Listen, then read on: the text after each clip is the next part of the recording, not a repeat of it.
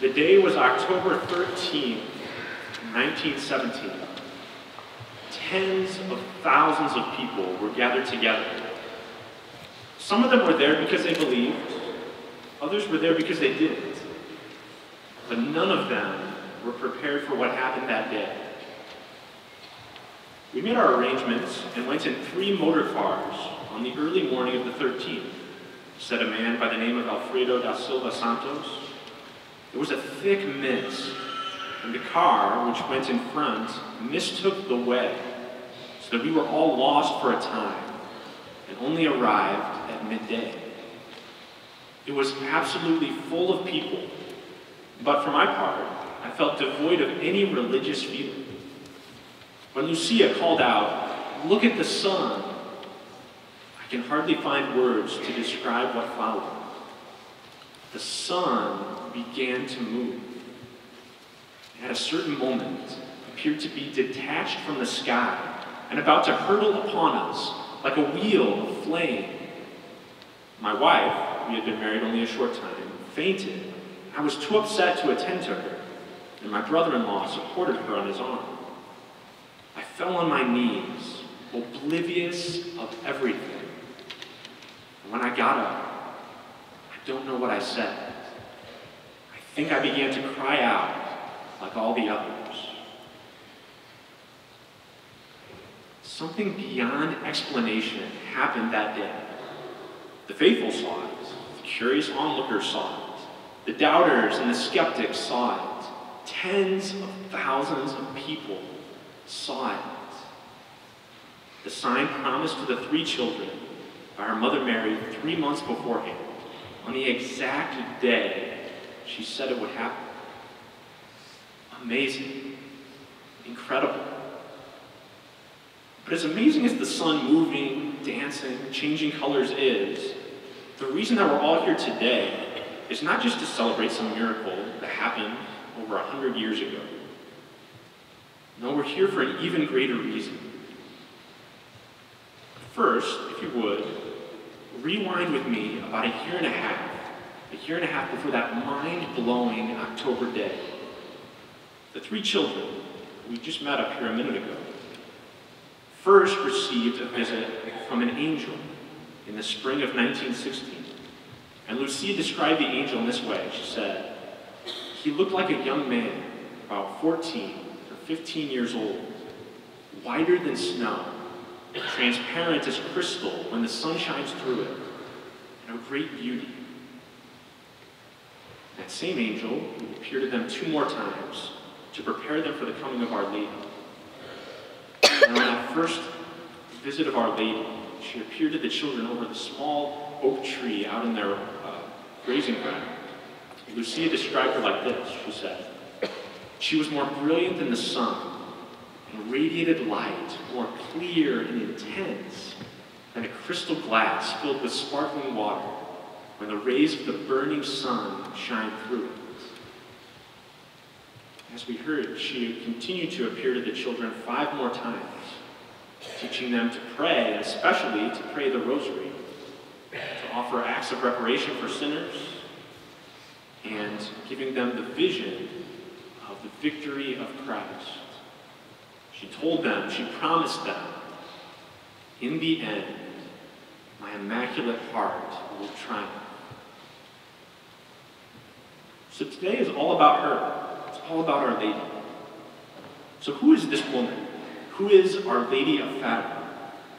Well, simply put, she's Mary, our mother, who we call upon so often when we say, "Hail Mary, full of grace." She was open to that fullness of God's grace that we just heard in our opening prayer. Well, but what does that mean? We say it all the time when we say the Hail Mary, full of grace. What does that mean? Let me tell you a little story. It's a true story. Several weeks ago, while our parish seminarian, Alex Miller, was back on break, I had the realization, the epiphany, really, that the children in our parish school were being deprived. They were being deprived of the chance to play ping pong.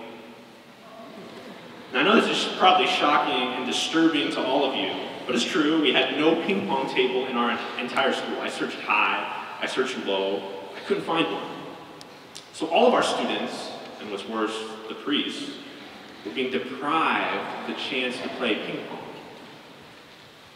Now, I'm no grand champion or anything, but I've been known to put some wicked spin on the ball or to throw down some slams from time to time. I was going to bring my paddle and do a little demonstration for you, but I didn't want to accidentally hit the bishop and get in trouble. Or what's worse, hit Monsignor Deptula and get in even more trouble. So anyway, Alex and I realized this and we went out to buy a ping pong table. And we got one, some assembly required, and we came back to the school gym. We were thinking, all right, we don't have a whole lot of time, so we'll put it together, it'll take like 30 minutes to put it together, and then we'll have some time to play a few games. So we open the box, we take out all the pieces, and to say the least, there were a few more pieces than we expected, and we got to work. 30 minutes went by, then an hour went by. And guys, we were only on step 2 out of 7. And we still had like 36 more screws to put in to finish step 2. So this was not going well. We had the pieces all out of the box, they were covering like half the gym. So we did what anyone would do in that situation, what anyone would do when things aren't going as planned. We took a break and we ordered pizza. So we're regrouping over our pizza, and we're thinking, you know, what do we do now? We got the pieces spread over half the gym. We're kind of committed. We got to finish it. Doesn't matter how long it takes. We got to finish it. So we finish our pizza, and we start to put the table together again. And it's going even worse because we got pizza grease all over our fingers, so we're slipping on the little screws. It's taken forever. And just at the moment when we were about to give up, when we were about to despair, this is impossible, someone walked in the room. It was our school custodian, Chris. And he stood there and he kind of folded his arms. He just kind of observed for a minute. He watched us. And then he opened his mouth and he asked us a question. It was a wise question. It was the kind of question that Socrates would be proud of, that all the philosophers of yesteryear would marvel at. And he said this wise question to us. He said, you guys know we have an electric drill, right? What? We had no idea that there was an electric drill. We were struggling with the screwdriver, we were fighting, we were trying to get the screws to go in straight. It was taking like 2 minutes to put in each of these little screws. We had never thought to ask for help. It had never even crossed our mind that there was a drill, all charged and ready to go, just around the corner in the closet. And all we had to do was ask for it. Now, why do I tell you this story? Is it because Our Lady has a particular love for the game of ping pong? Well, I think she does, but that's not the reason why. It's because, as I reflected on that experience, I thought, you know what, that drill that made things go so easily that, boom, we got put together in no time once we had the drill, is a lot like God's grace. That in those moments when we're struggling, we're frustrated with our weaknesses, when we're in some difficult situation, God's standing there looking at us, and he says to us, do you want to use the drill? He says, do you want my help? Do you want my grace? Because with my help, with my strength, what seems insurmountable to you will become easy, will become possible. So God wants to help us. And the amazing thing, the special thing about Mary, is that she knew that. And she received of her own free will the fullness of God's grace. So I think we can say this, if Mary had been putting together a ping pong table, what she would have done, she would have opened the box and seen all the pieces inside, and she just would have asked God right off the bat. She would have been like, God, Father, will you just put this together for me? God would have been like, yeah, sure, then we can play ping pong sooner. Mary knew that everything in her life, every beautiful thing, every incredible thing that happened, and amazing things happened in Mary's life, It was all a gift of God, a gift of his grace.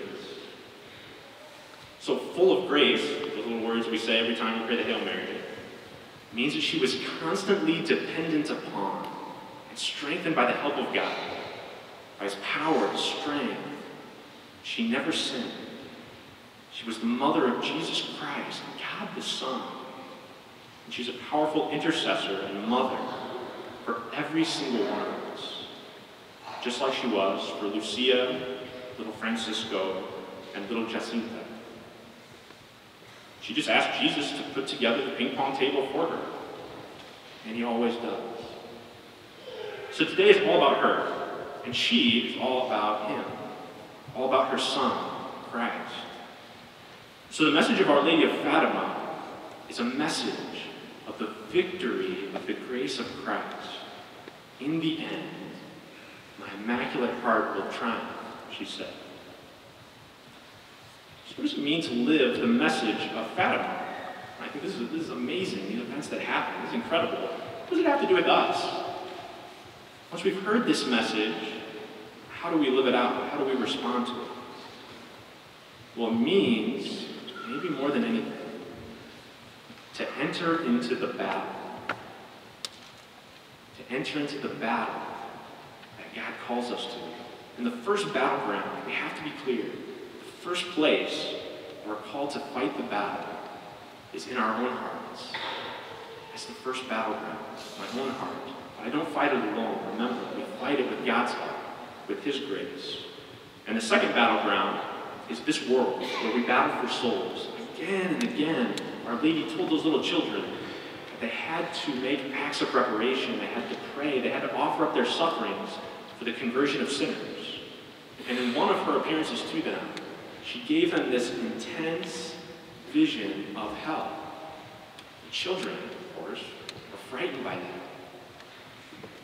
But having seen that, they knew the battle was real.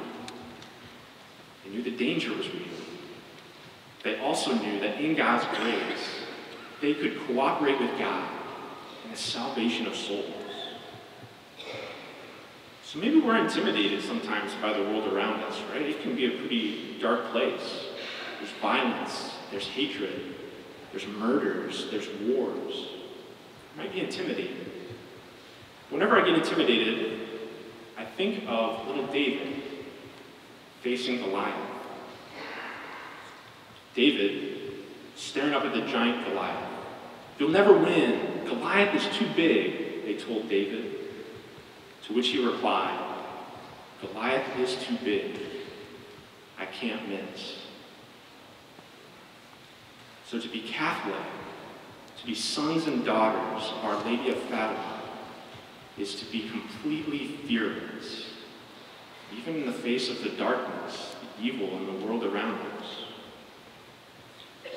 So Our Lady of Fatima spoke to those children then, and she calls us now to arm ourselves spiritually, with the rosary, with fasting, with sacrifices for the conversion of sinners who will perish without our help. It's a message about the need for grace, the need for God's strength to not only survive, but thrive in this world. To not only fight the battle, but share in the overwhelming triumph, the Immaculate Heart of Mary, and the victory of her Son. So the events that occurred in Fatima, Portugal, almost 100 years ago, were undoubtedly miraculous. But what if I told you that God has a greater miracle in store for us today? Because Christ, in a few moments, will become present here in the Eucharist, right in front of us. He comes here to be present to us and to strengthen us, to hear us and to speak to us, just like Our Lady was present to the 3 shepherd children. But then he takes it one step further. You see, as beautiful, as amazing as this place is, as this cathedral is, Christ doesn't become present on the altar just to stay here. There's somewhere he'd rather be. There's another temple that he really desires to dwell in. It's your heart, and it's my heart. In our gospel today, we're given that powerful glimpse into the intense desire of Christ to cleanse, to prepare our hearts for his dwelling place, the true temples of Christ. So the miracle of the Eucharist, the mysterious, the profound, the sacred, the beautiful, powerful Eucharist, the body and blood, soul and divinity of Jesus Christ, is simply the closest that we will ever come to heaven. It's the nearest that we can ever be to God while still on this side of eternity. It's going to happen in just a few moments. And so here we are, not in Fatima, Portugal, but in Peoria, Illinois. The day is November 21st, 2014. There aren't tens of thousands of us here, but more like 1,000 gathered together. Some of us are here because we believe, others are maybe here more because it's a half day off school. But are any of us prepared for what is going to happen next? Are any of us prepared for the moment when the one who made the sun dance 100 years ago becomes present here? Those crowds saw a great miracle. But this crowd, all of us, what will we see? Not the sun in the sky, but the Son of God before our very eyes. It's what she promised. It's the victory that begins again in our hearts today. In the end, my immaculate heart will triumph.